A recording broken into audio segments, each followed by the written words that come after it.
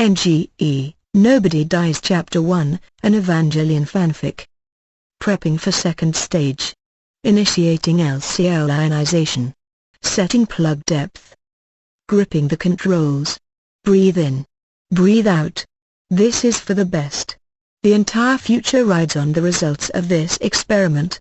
Science is the future, after all. Sacrifices have to be made for it. Second stage successful. Plug depth set. Preparing third stage activation. They will understand, when that glorious future is laid out before them. They will praise and sing her name when she hands them paradise. They will love her and worship her, and everything will be right with the world. A nervous tick crosses her lip. Tapping a button on the wrist, she brings up the video screen in her right eye. Her husband, her son. The professor, that poor sweet man. Watching as the experiment readies, and Dot and her son. Her son is smiling, watching Mommy get ready to pilot the giant robot. Ready to get nice and traumatized from watching Mommy die. Ready for third stage activation in 3.2. Abort. She pulls her hands from the controls as if they burn her, flipping open a control panel between her legs and pulling up a lever. The entire plug shakes, LCL draining from it like water down a toilet as it jerks and spins out of the monster's spine. Undoing the belts across her chest and waist, she scrambles out of her chair and climbs out, climbing to the hatch and pushing it open. The boots of the plug suit clang against the metal catwalk as she practically jumps out of the metal tube, not affording the restrained monster a glance as she grabs a towel from a technician and dries off her short brown hair, pushing open the door to the control box as everyone stares. Waiting a moment, she hands the now damp and sticky towel to another technician, who stares at it before walking off with it. Her baby runs over, leaping into her arms, as she gives off a relieved smile. "What happened?" Kozu asks. "The experiment's too dangerous," Yue responds. "We're looking into something else. I'll get on the horn with Kill and go over everything with him." Her husband raises an eyebrow, turning to Kozu. He shrugs, turning back to her as he scratches the back of his head. "Yue," he starts. "No," Yue cuts him off. "There was a better than likely chance that." Rudely jerks her thumb at the restrained biomech. "Was going to eat me. I have an idea for an alternative that will still get that thing working. Until then, we're not having any contact experiments. Clear?" Kozu and Gendo both nod, both sighing. The technicians hide their snickers. There is little illusion of who wears the pants in the Ikari household, and it is mainly because it is easy to stay on Dr. Ikari's good side that harmony rules Jahan with an iron fist.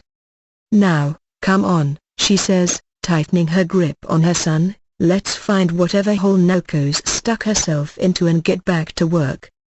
Neon Genesis Evangelion. Nobody dies. Due to special emergency circumstances, all lines are currently out of service. Thank you. AD 2017. T+17 years, second impact. He stares at the receiver for a few moments before sighing and placing it back on the phone. Reaching into his pocket, he flips open the phone and, again, stares. No signal.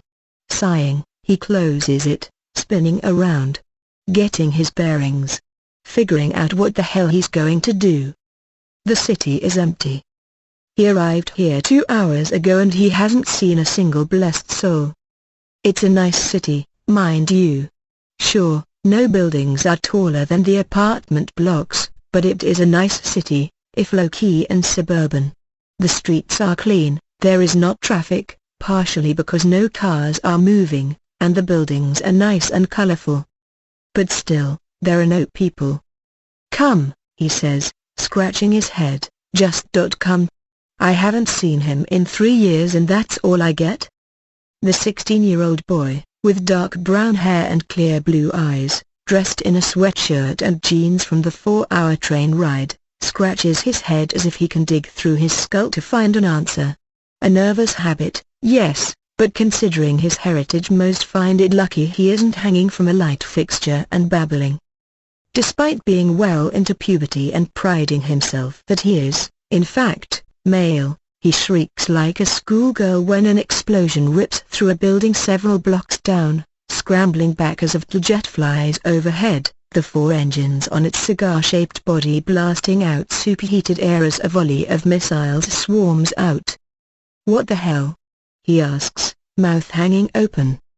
A statement he repeats even louder when a line of pink light lances through the air and the VT explodes in a plume of ignited fuel. The entire apartment block collapses as something rises above it, a great and mighty foot crushing it under its weight. As it is, Shinji Ikari's brain rewires itself at a great and mighty speed, the flight mechanism suppressing the fight response to the point where it barely notices it existed, and the rest of his brain reinforcing the bladder control so he doesn't soil his pants. It stands over 20 stories tall.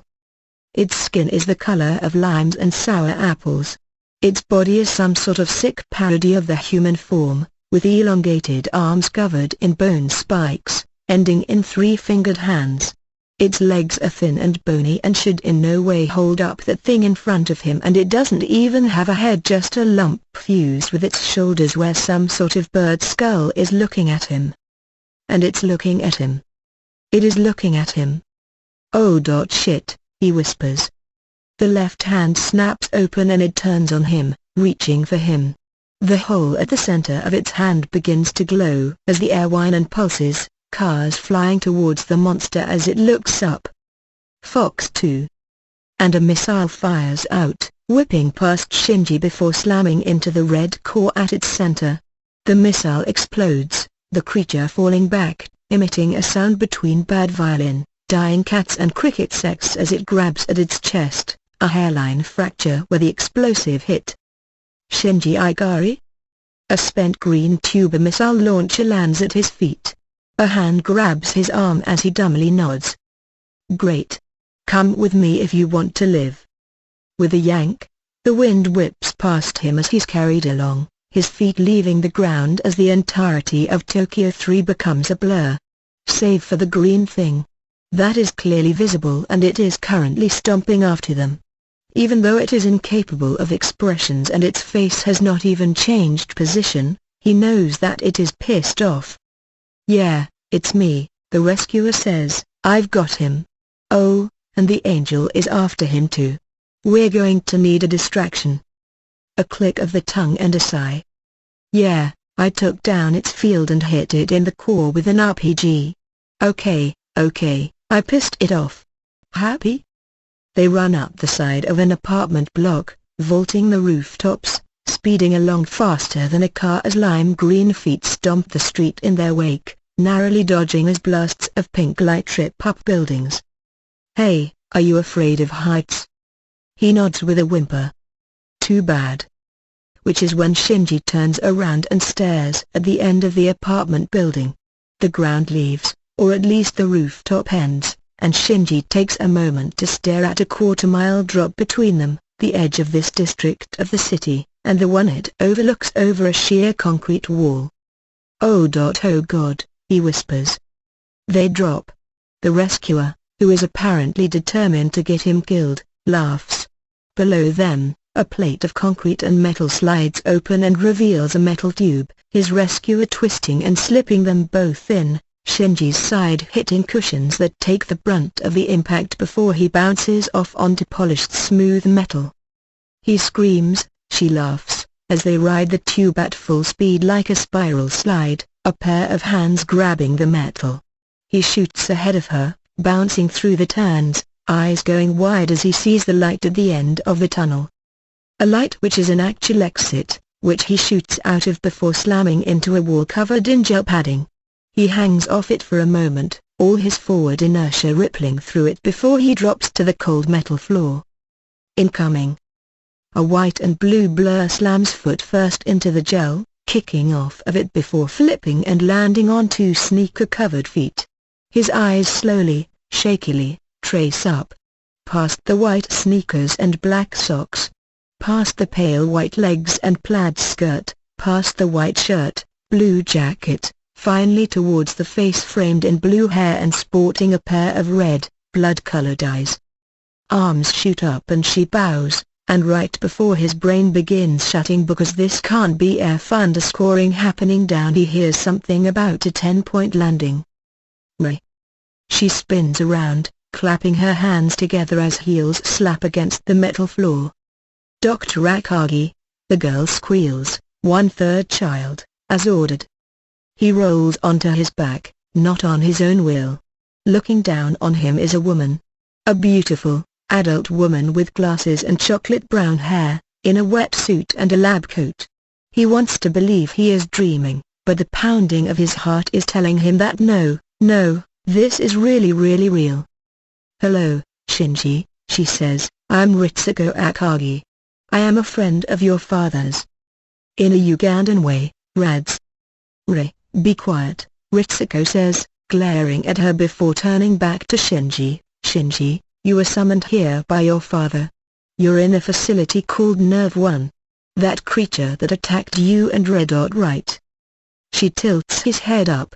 The pale girl smiles and waves, clicking her heels together with a high-pitched giggle. "This is Rayan Army," Ritsuko continues. "She is a pilot. Like you. Do you know why you were summoned to Tokyo 3? He shakes his head. Eyes dart around as others begin approaching. A young woman with purple hair, in a black dress and bomber jacket. A girl a little older than him with short black hair and in a beige uniform. "Well, that creature that attacked you is an angel," Ritsuko says, "and we need you to destroy it." A pause, a beat. Re stares at Ritsuko, pursing her lips. "Any questions?"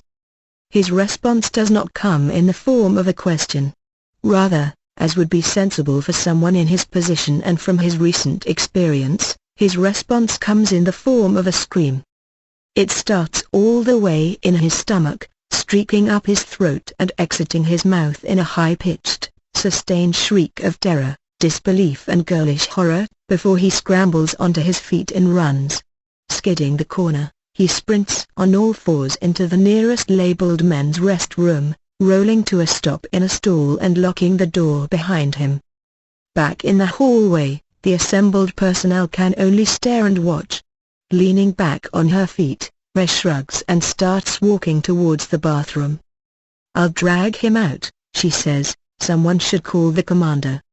He found a bag in the stall, most likely for stool samples, but since it was brown and paper it would serve for the current purpose. Fist closed around the opening, the bag inflates and deflates with every hard, ragged breath. Shinji Ikari, child of two of the smartest people on the face of the earth, hyperventilates in a men's room stall several miles underground as his brain slowly restarts. It has been years since he saw any relatives outside of his uncle and aunt. Of course, they are busy. They are always busy. That's the point. As it is, he is an afterthought, or so he tells himself, and he still has no idea what in God's name they do. The bag deflates and inflates. His toes curl inside his short boots, his knuckles white around the bag. He has to go out there at some point, he tells himself. Eventually. Maybe sometime next week. When he stops telling himself that a lime green monster that takes on armies just tried to make him its prison bitch. The voice calls out, the door to the bathroom swinging open. "Oh, Shinji. Are you dead yet?" White sneakers and black socks he can see underneath the teal stall door. They shift from side to side, a small, light knock on the door. Another knock, followed by a sigh and the sound of knuckles cracking. Then the pale fist puts a hole through the door, reaching all the way to her short sleeve. The hand gropes at the door before finally settling on the lock, turning it to open before retracting. The bag ceases its inflating as Shinji stops breathing, staring in mute horror as Re places her hands on her knees and bends down, smiling. "Hey there," she says, "I know this is freaking you out, but the commander, your dad, really wants to see you right now. I can carry you if you'd like. 'Kay?" The bag inflates slowly, then slowly sucks back in. Carefully, he lowers it, finding he is not blinking as much as he should. "What you?" he asks. "I'm Ray," she says with a toothy grin. "No. No, what are you?" "I said it before, silly," she says, "I'm Ray." She grabs his arm, yanking him to his feet, and drags him out. "Yeah, this is a great idea. Let's start him out by introducing him to Ray." The purple-haired woman glares at Ritsuko as they walk across the catwalk, Akagi rubbing the bridge of her nose as lights come on over the artificial lake. "Don't ask me," she says, "the commander ordered Ray to rendezvous with him. If it were up to me, I would have sent you, Misato. Right now we can hope that Ray hasn't scared him off." "Oh, like she'd let him run," Misato Katsuragi says with a snort, stopping and tapping her foot. "She'd break his legs, first. Something is not right with that girl." "Thank you, Professor." "Is something wrong?" Both women freeze. They both turn to the lift platform at the top of the holding facility, the man silhouetted by the backlight. He pushes his amber glasses up his nose as Akagi slides hers back on. "We think Ray has made a bad first impression on the third child," Misato says. "I see. From what Section 2 tells us," Akagi continues, "Ray.agitated. The fourth angel, then had it chase her and Shinji across District 14 before they free fell into access port 4. Last I checked, Shinji was hyperventilating in a bathroom on floor B21. Thanks to the backlighting, they cannot read the expression on his face. Sorry we're late." At this point, Shinji's color is lighter than Ray's. He walks, half stumbling, onto the catwalk as Misato and Ritsuko turn and stare at the girl, who comes to a stop as Shinji stumbles a few steps more before himself halting. Rubbing the bridge of her nose, sighing in exasperation, Akagi pushes her glasses back up and gestures to Misato. "This is Lieutenant Colonel Misato Katsuragi," she says. "She is the Tactical Operations Commander for Nerve 1. Shinji, the fourth angel, will attempt to penetrate the major layers of armor we have surrounding our base in order to initiate an event which will more or less end all sentient life on this planet. We believe you can stop it." Looking from side to side, he taps his foot and waits. Waits for the laugh track to begin. Walking past them, he turns and stares at the backlit platform. "Father?" "Hello, Shinji," Commander Gendo Ikari says. "It has been a while." 3 years, he says, "and I just get a postcard. Can you please tell me that this is a joke?" "No joke," a second voice says, a door on the other side of the catwalk opening. Flat shoes hit the catwalk, wearing a sweatsuit and lab coat, glasses on her face and her shoulder-length brown hair sporting some traces of gray. "Mom?" Shinji asks. "It's been 4 years for me," Ikari says, placing her hands on Shinji's shoulders and squeezing. "Your uncle and aunt has sent us updates, but it's been too long. How are you?" "Tired, freaked out, and I think I wet myself," he says with a shaky smile. Can someone please tell me what's going on here?" The spotlights underneath the lake and against the wall fire up. Slowly, he turns, his eyes first wandering onto the massive yellow optics, then expanding out onto the purple metal, the green highlights. His eyes trace along the horn jutting from its nose, the demonic grin covering its face. That is what it looks like, he thinks, like some sort of mythological animal, like a demonic mask used to scare children into sleeping. "What is that?" he asks.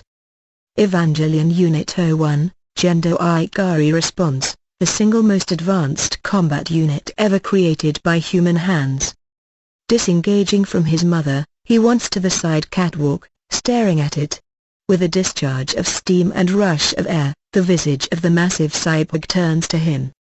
"And it has chosen you as its pilot," he adds. Eyes roll up, and Shinji collapses in a heap to the floor. A sharp intake of breath and eyes open, darting from side to side as he sits up in the hospital bed. He coughs, scrambling out of the bed, sprinting on all fours into the white-tiled bathroom before jettisoning the contents of the last 2 days' worth of meals into the toilet. Coughing, gagging, he hits the flush control, letting it spin down before he releases the rest. Just to be sure. I see you're up. The voice comes from the room, and he stumbles out, looking down and seeing he's in a hospital gown. Groaning, he looks across the room to find Misato waving, a cheery expression on her face as she leans against the door. "Hey," she says, "you all right?" He taps the side of his head, raising an eyebrow. "I don't guess," he says, "I guess. What happened?" "You blacked out," she responds, "after we recovered the plug. How are you feeling?" "Like I just had my head stomped on."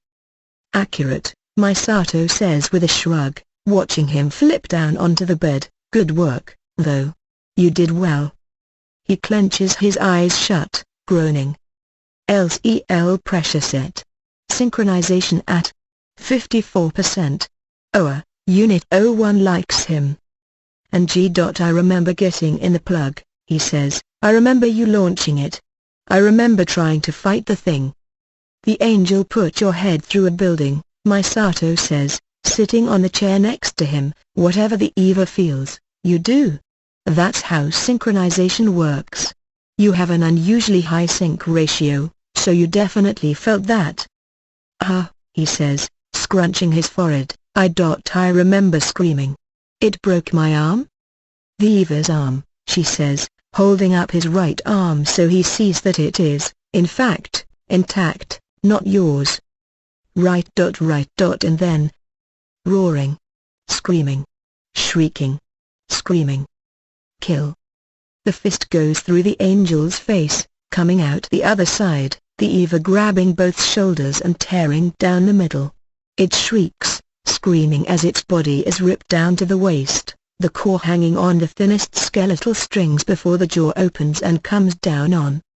"It went berserk," Misato says, patting his shoulder. "The angel's gone, Shinji. It's dead. You don't have to worry about it anymore. It's gone." I remember that," he says. "I didn't black out from that. I blacked out later. I calmed it down and I saw something in the rubble and—" "Okay, the angel's gone," Misato's voice says in his ear. "Prepare to power down and be retrieved." "Wait," Shinji says, willing the Eva's head to turn as he grips the controls. Wait, I see something. Can this thing see through buildings?" The view of Tokyo 3 shifts. It becomes wire-framed, pulsing, individual shapes appearing in buildings as he nods. Willing it forward, he turns towards a building, the one the angel slammed his head through. Oh no," he says, "Mom, there's someone trapped in that building." The Eva's arm, the good arm, tears open the building, a convenience store and apartment complex. Growling, he opens the hatch between his legs, pulling the lever as the plug violently jerks back and up. "Shinji, what are you doing?" His voice asks. "There's someone trapped in there," he yells, popping open restraints. "I'll be right back." Ignoring the protests, he climbs out, swallowing hard as he sees he is still at least 50 feet up, despite the Eva being bent down on one knee. Grabbing armor plating, he slowly crawls down the arm, holding on for dear life as he shimmies down the index finger. Running into the store, he pulls aside rubble, working his way in. Slowly, laboriously, as he hears the shaky breathing as sirens blare in the distance. Before finally coming to the source, the little girl with brown hair, and the half-ton slab of concrete and metal on her legs. "You blacked out after you got the emergency cruise to her," Misato says, softly, squeezing his shoulder. "I'll get you what I can on her. When we know she'll make it." "I did that," he says. "No, the angel did," she says with a sigh. "Look, Shinji. Give me a couple of hours. Then we'll get out of here. Okay?" He turns to her, raising an eyebrow. "Your parents are both insanely busy," she says, "so they can't take care of you. Your father's the commander, your mother heads the entire research department. So, they made me a deal. I take care of you while you're here. All right?" "I don't guess." "And enthusiastic you are," she says with a chuckle. slapping him on the back. "Look, you did good. Your mother wanted me to tell you she's proud of you. Your father. Well, you know. You did great out there, especially for a first-timer. So, you'll be fine, all right?" "All right." She grins, patting him on the head, and walks out. Slowly, hesitantly, he lies back onto the bed. Staring at the unfamiliar ceiling, he sighs. Silently, fitfully, drifts off into sleep.